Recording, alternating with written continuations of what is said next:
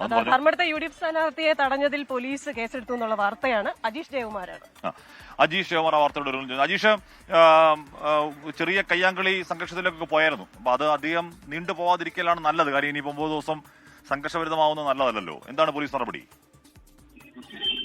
ഹാഷ്മി ക്രിസ്tina, ഇന്നലെ രാത്രിയാണ് ഈ സംഭവം നടക്കുന്നത്. ധർമ്മടത്തെ UDF സ്ഥാനാർത്ഥി അബ്ദുൾ റഷീദിന്റെ ഈ പര്യടനം അത് കടന്നു പോകുന്നതിനിടയിലായിരുന്നു ഈ സംഭവം ഉണ്ടായത്. അഞ്ചരക്കണ്ടി മുഴപ്പാല കൈരപ്രം എന്ന സ്ഥലത്ത് വെച്ചായിരുന്നു ഒരു സ്കൂട്ടറിലെത്തിയ ഒരു ആൾ അത് ഈ പ്രചരണ വാഹനം, ഈ പര്യടനം വന്ന വാഹനം തടഞ്ഞു നിർത്തുകയും അസഭ്യം പറയുകയും ചെയ്തു എന്നാണ് പോലീസ് ഇപ്പോൾ കേസെടുത്തിട്ടുള്ളത്. ഇതിൽ ഒരു കോൺഗ്രസ് പ്രവർത്തകനെ ഇയാൾ മർദ്ദിച്ചതായിട്ടും FIR-ൽ പറയുന്നുണ്ട്. ലിജിൽ എന്നയാൾക്കെതിരെയാണ് ഇപ്പോൾ ചക്കരക്കൽ പോലീസ് കേസ് എടുത്തിട്ടുള്ളത്. എന്തായാലും ഇന്നലെ വലിയ പ്രതിഷേധമായിരുന്നു ഈ മുഴപ്പിലങ്ങാട് ഈ ഭാഗത്ത് ഉണ്ടായിരുന്നത്. ഇന്നലെ ചക്കരക്കൽ പോലീസ് സ്റ്റേഷൻ ഈ UDF പ്രവർത്തകർ ഉപരോധിക്കുകയും ചെയ്തു. ഏതാണ്ട് പാതിരാത്രിയോടെയാണ് ഈ പ്രവർത്തകനെതിരെ കേസെടുക്കാൻ പോലീസ് തയ്യാറായത്. പോലീസ് ഈ കേസെടുത്തില്ലെങ്കിൽ ഈ സ്റ്റേഷനിൽ നിന്ന് വിട്ടുപോകില്ലെന്ന് UDF പ്രവർത്തകർ നിലപാടെടുത്തിരുന്നു. എന്തായാലും ഈ പ്രവർത്തകൻ CPM പ്രവർത്തകൻ എന്നാണ് UDF ആരോപിക്കുന്നത്. എന്നാൽ നമുക്കത് സ്ഥിരീകരിക്കാനായിട്ടില്ല.